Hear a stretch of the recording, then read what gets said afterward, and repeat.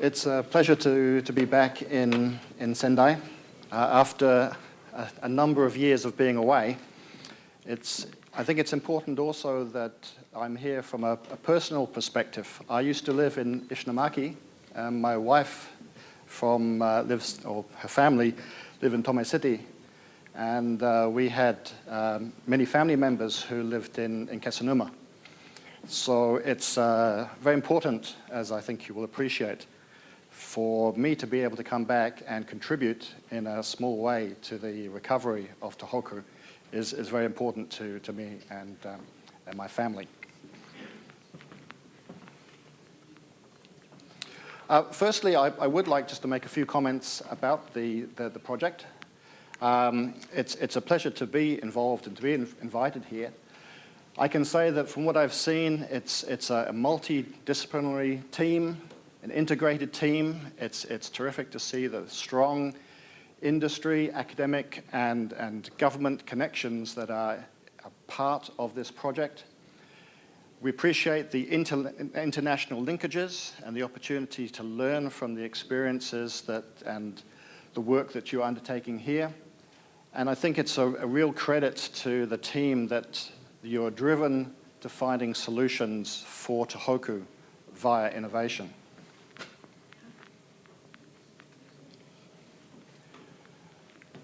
The focus of the task 3 is to look at the potential of energy from geothermal resources. And as we've heard from Kishida-san, to look at power generation using heat, steam, and water flow associated with high temperature springs, but also to use the heat energy for cooling, heating, and other applications using low-cost, high-efficiency heat pump systems. The Tohoku region is blessed by abundant geothermal resources, and they have been mapped and delineated by geothermal specialists over many years and have been used for a wide range of existing uses.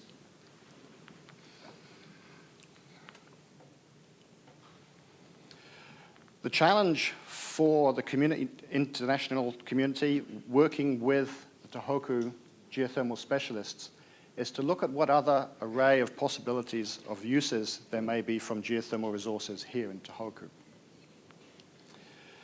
Matching the applications and the type of uses with the resources that occur in the region. It's my role as an exploration geologist to understand how geothermal systems work, to develop a conceptual model for the geothermal systems, and then to be able to translate that into a development scenario and development strategy for that geothermal resource. This may be geothermal systems that are low temperature and are suitable for agricultural uses, prawn farms, fish growing, all the way through to higher temperature resources that could be used for power generation.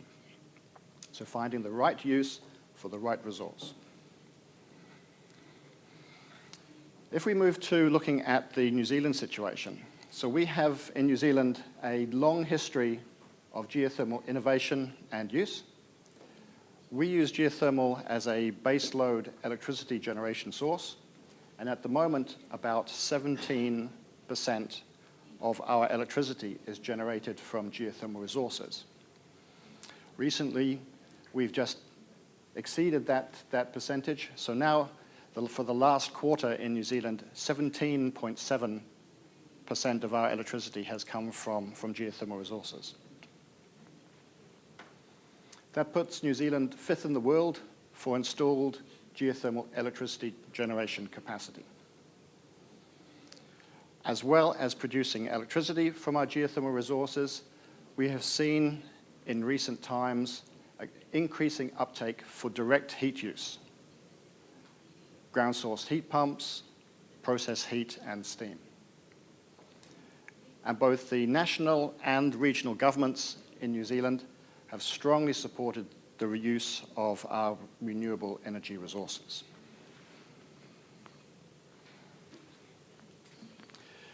Briefly, the New Zealand electricity system. The graph on the right-hand side shows the energy demand in New Zealand from residential, industrial, commercial, and agriculture requirements. And the figure in the bottom part of the slide shows the total energy supply. And from this figure, we can see the increasing contribution that geothermal has made in recent times. Geothermal is the purple area on top of the figure. And this increasing contribution from geothermal is coinciding with a decreasing contribution from our gas resources. At the moment in New Zealand, we have an excess electricity. So we are generating more electricity than we need. However, 60% of our electricity is still generated from hydro resources. We have small storage, and this dependence on hydro can be severely impacted by dry winters. And this can demonstrate in recent times just the impact of dry winters and hot summers in New Zealand, where our storage is severely impacted. And the contribution from geothermal is moving a long way to overcome this dependency and potential problems.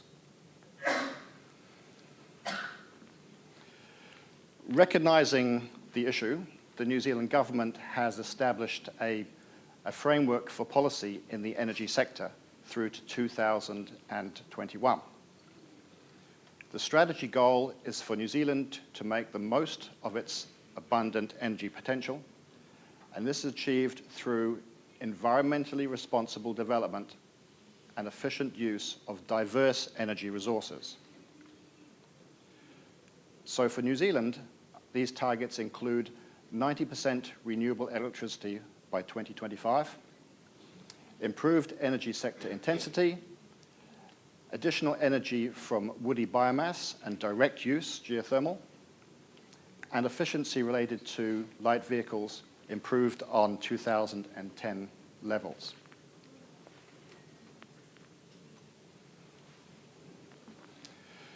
The geological setting of New Zealand is very similar to that in Japan.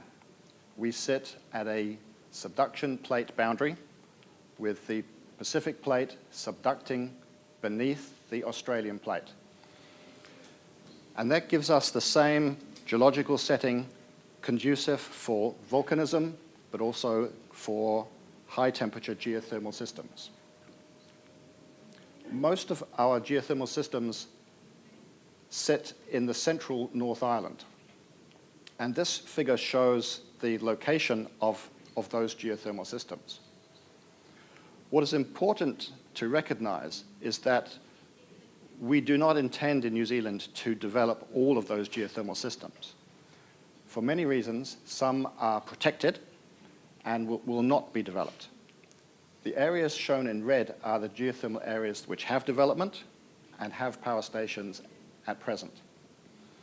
The green areas are protected, and the yellow areas have limited development planned. This may be because of particularly spectacular thermal features, such as geysers that we do not wish to damage, or for cultural reasons. So indigenous Maori live in our vicinity of our geothermal areas, and they're very protective and have a great sensitivity to the development of their geothermal resources. And these areas are unlikely to be developed in the future. Somewhat different to many geothermal areas around the world is that the regulatory authorities in New Zealand for geothermal is not central government. It is actually our prefectural governments. So in particular, in the central North Island, the Bay of Plenty region administers some geothermal areas, and the Waikato prefectural government administers other areas. So this means for a developer, it's conducive for that developer in partnership with landowners to speak directly to local governments who understand the utilization of geothermal resources and can advance the geothermal developments in the best way for the resource and best for the potential developer.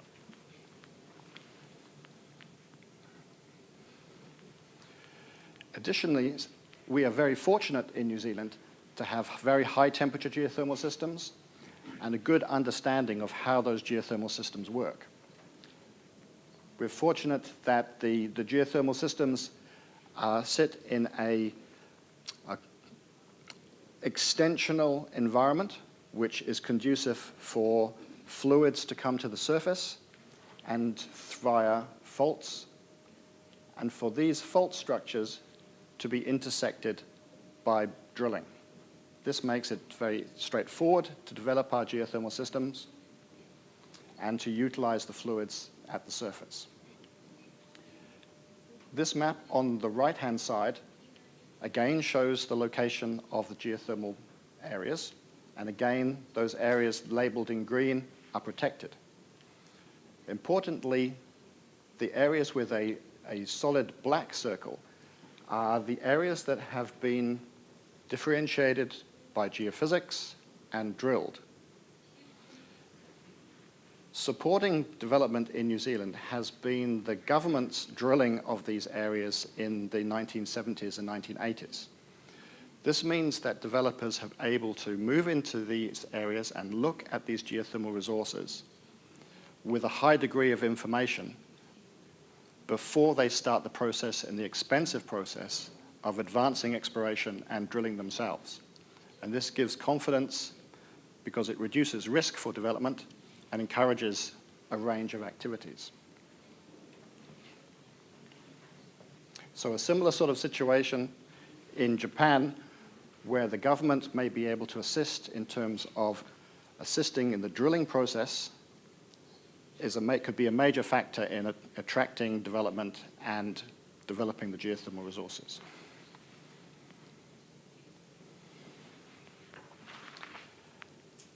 This returns to the development of geothermal in New Zealand. It started with the Wairākei geothermal field in the late 1950s and quickly contributed up to 12% of the New Zealand's electricity generation. In the mid-1960s, we had our hydroelectric power stations started to be developed, and as a percentage, the contribution from geothermal started to decrease. This took us through to the late 1980s, when a number of new developments started to come online. And in the early 2000s, coinciding with a number of dry winters and hot summers, a number of blackouts and brownouts occurred in New Zealand. A shortfall in electricity prompted a lot of new development, and we see the result today in excess of 17% of the country's electricity from geothermal. So a total of in excess of 1,000 megawatts come from geothermal resources at present.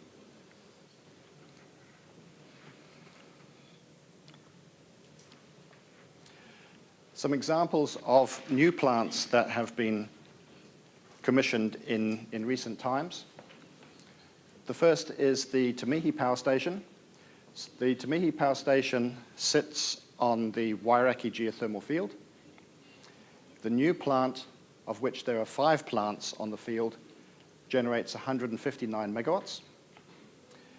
And this is a case where the developer, establishing a new power station, took a case and presented a case to the regional authorities for a new power station.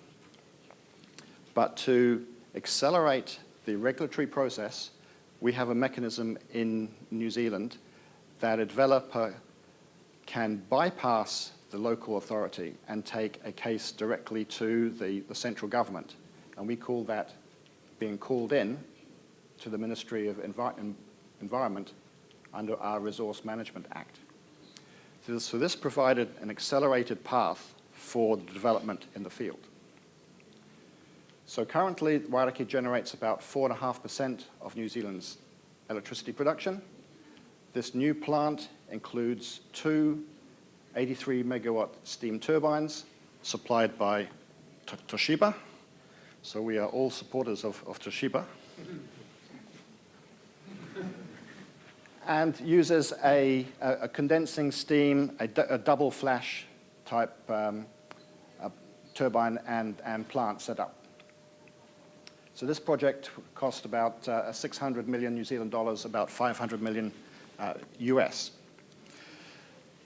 The important message I think I have in regard to the Wairakei system is that it's been operating since the 1950s.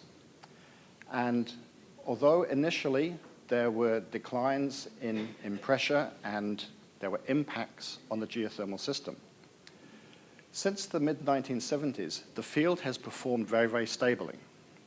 And sometimes the general public who are not familiar with the operation of geothermal systems become concerned that the resource is quickly depleted. And this is a very good example where that is far from the case. In fact, in the last 20 years, with stable mass withdrawal, because of efficiencies and a greater understanding of the geothermal system, in fact, we are increasing generation from the field. And this comes back to being able to understanding the geothermal system, understanding how it works, and then designing strategies and putting the appropriate type of plant on the geothermal system so that you can have long and sustainable use of that resource. A second example is at Ngātamariki. Ngātamariki is important because it was developed as a partnership between a power company and indigenous Maori. The Maori people own the land and in partnership worked with Mighty River Power to develop the resource. It's a relatively small area, has a very small environmental impact, produces fluids of 290 degrees from about 3,000 meters, from only 7 wells. 3 used as production and 4 used as injection wells. So resupplying the fluids back into the ground as part of the fluid management system. This field benefited directly from the exploration drilling that was undertaken by the New Zealand government in the 1970s, or in this case, in Ngātamariki in the mid-1980s. The company had the ability to look at the drilling results from the 1980s and were able to make decisions about the development so that they could go ahead and drill just 7 new wells and develop the resource to a level of 82 megawatts. In this particular case, this field does not use a double flash system. It uses a binary cycle. And the reason for that is not because the resource has a low temperature, but because there is not much fluid in the system. So fluid supply is the limiting factor for this geothermal system. And this is very much a case for many of the higher temperature geothermal systems in the Tohoku region. In the Tohoku region, a compressional geological setting restricts the flow of fluids to the surface. So for this reason, a low volume of fluid. For other reasons, perhaps a low temperature of the geothermal resource makes a binary type system the appropriate system to use for the development. Understand the system, use the appropriate technology to use and develop the resource sustainably for the long term. So now we'll move away from power generation and look at some examples in New Zealand of direct use. So it's very much a regional focus in central part of the North Island for using geothermal to enable and promote economic development. There is considerable effort for developing sustainable new business growth, opportunities, and employment by taking advantage of our geothermal resources, with the focus being on direct use. These activities, in partnership with the regional authorities, are to engage industry with government, the public, and Maori, to promote renewable advantages in the region, to connect heat suppliers and heat users, to increase knowledge through training, and then to advocate through incentives and initiatives. Now, there are no subsidies for developing geothermal in New Zealand. It's entirely driven by the market. But demonstrating and providing opportunities to and partnerships will be a key part in promoting and advancing our geothermal use. So, increased direct use in New Zealand. The energy targets are a sustainable, renewable resource using an indigenous, reliable energy supply. And as I mentioned, the goals are for regional economic development, but also importantly to support the economic development of Maori in the region and environmental impacts, using both high temperature resources and increasingly our lower temperature resources. The advantages of direct use: utilizing low temperature resources. The resources are widespread, high thermal efficiency, minimum startup time, the benefit to the region, the fact that these resources are sustainable and long-lived, relatively straightforward well drilling operations, leading to reduction in imported fuel and a low carbon footprint.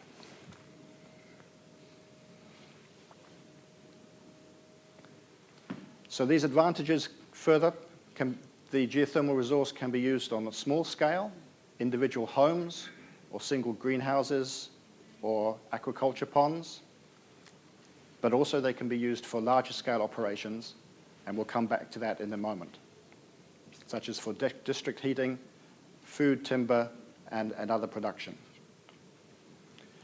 There are always hurdles, and collectively the community in New Zealand are looking to overcome those hurdles.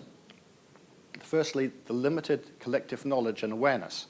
So making the public aware of the potential of geothermal resources, demystifying geothermal, and reassuring the general public about the use of geothermal resources. What, where, and how much resource do we have in the regions? Demonstrating economic feasibility, regulatory awareness, and overcoming transmission issues. So the result is that there are a number of different applications that are used for geothermal, low temperature geothermal use in the regions. Bathing is the most common, swimming pools and onsen, but a wide range of other commercial, domestic, medical accommodation and tourism applications. In terms of the energy used, industrial processing is by far the greatest in that regard. Includes timber drying, pulp and paper processing, tissue making, milk drying, and honey processing. So this figure shows the current geothermal direct use in our country. Most of the direct use is accommodated by it's shown in the difference between the purple and the yellow by pulp and paper processing in our Kawerau geothermal field. But increasingly in recent time, the purple zone shows that non-Kawerau use has been increasing. So we're finding other uses of geothermal, of direct use geothermal in our country, not only the big pulp and paper mill at Kawerau. And those uses have included aquaculture, so our prawn farm, agricultural glass houses and flower growing, space heating for hospitals and offices, and for tourism in geothermal parks and for bathing. And increasingly looking at how we can move our low temperature earth energy for space heating, space cooling, and water heating.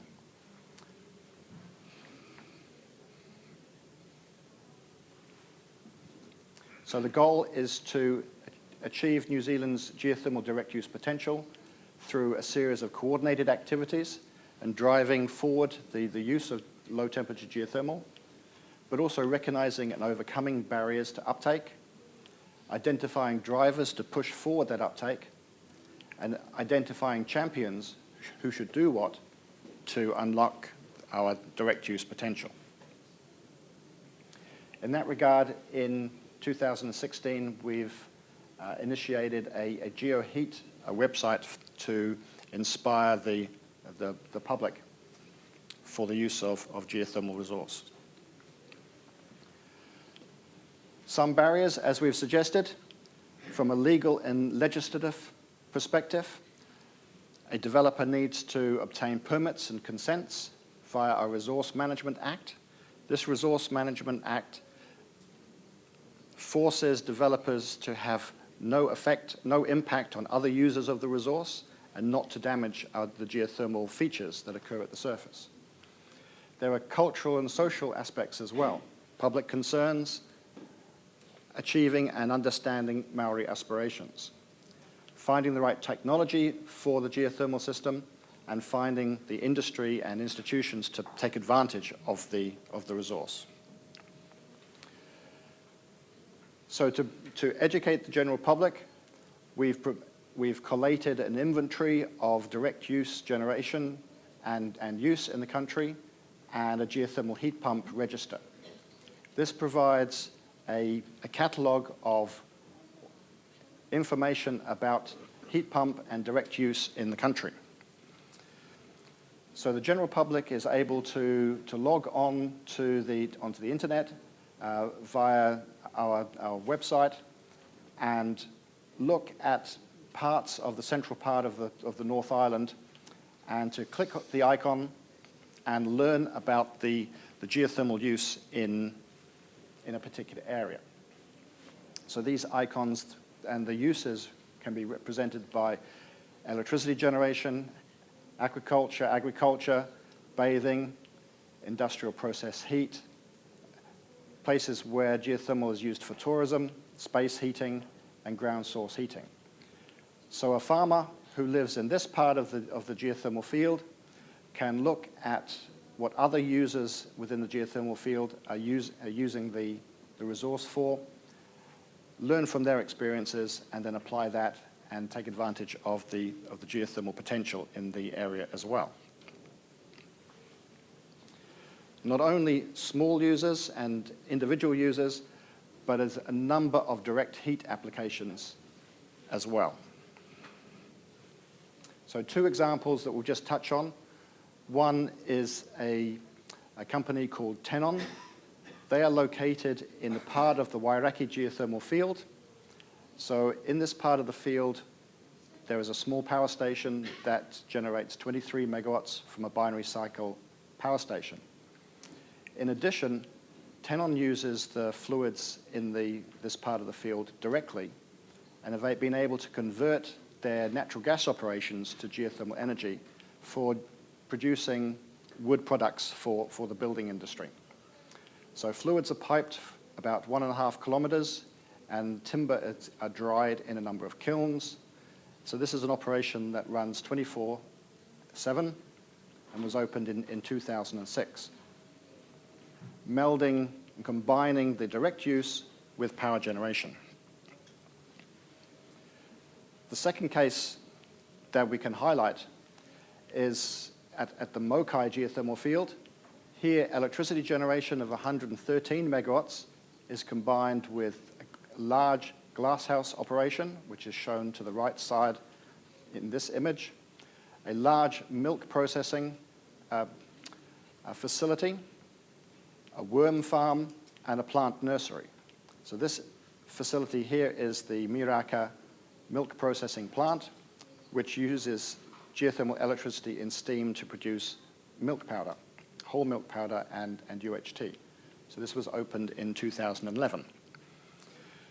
So it's a very good example where, through integrated use, this particular company has been able to combine the power generation with the greenhouses, the milk powder generation, and the worm farm, all in one use of the resource. This is in a rural area. It's an area, this company is a Maori-owned geothermal power company and a farm holding company. It's an area that in the past was economically challenged, but through the integrated use of the geothermal resource, this company and the tribe in this part of the central North Island has been able to use geothermal to the benefit of the community. And we refer to this as a cascade use of the geothermal resource, using the fluid initially for power generation, but then downstream uses of the fluids in a number of different applications, from power generation through horticulture and even down to low temperature use of the resource in prawn farm. So supporting this kind of activity in New Zealand is the Energy Efficiency and Conservation Authority. So this is a New Zealand government agency that works to improve energy efficiency of New Zealand homes and businesses, and they encourage the use of geothermal energy. So what is available in the country for potential developers? There's funding for feasibility studies. So it's possible to apply for study costs through these ECA funds that an entity can use to think about their geothermal resources and advance those aspirations.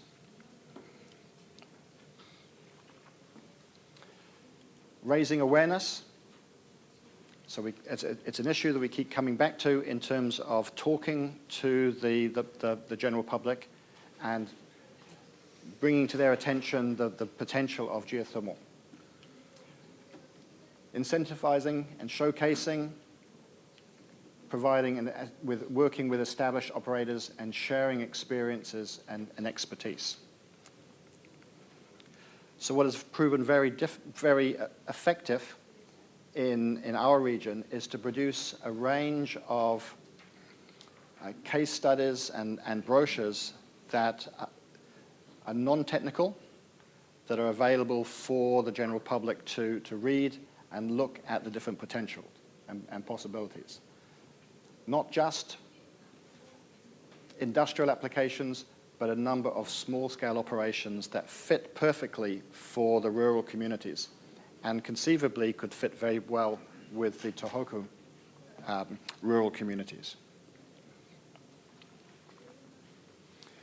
We also established through our research program a Geothermal Heat Pump Association of New Zealand. So this again provides an opportunity for the general public for a place to go to find information about heat pumps.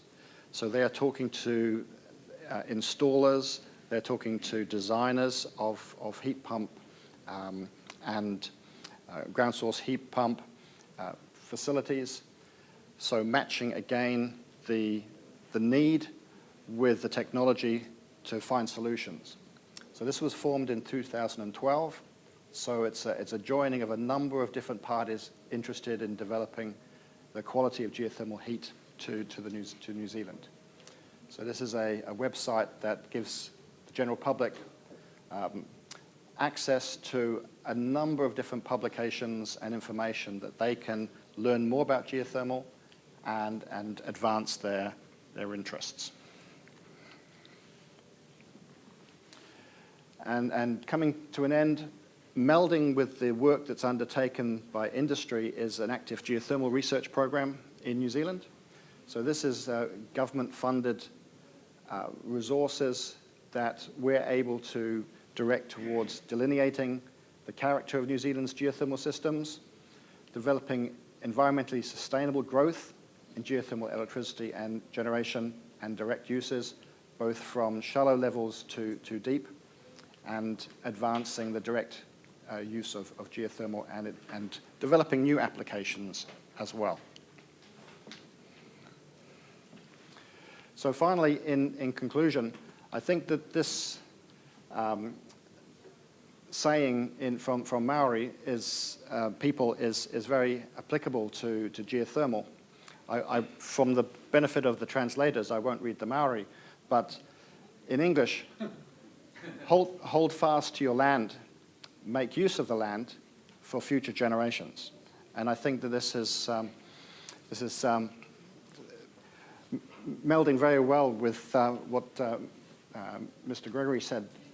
Look to the future, look to future generations, look to, in our case, our geothermal resources, use them effectively and sustainably and well, and the benefits are there for future generations. Thank you.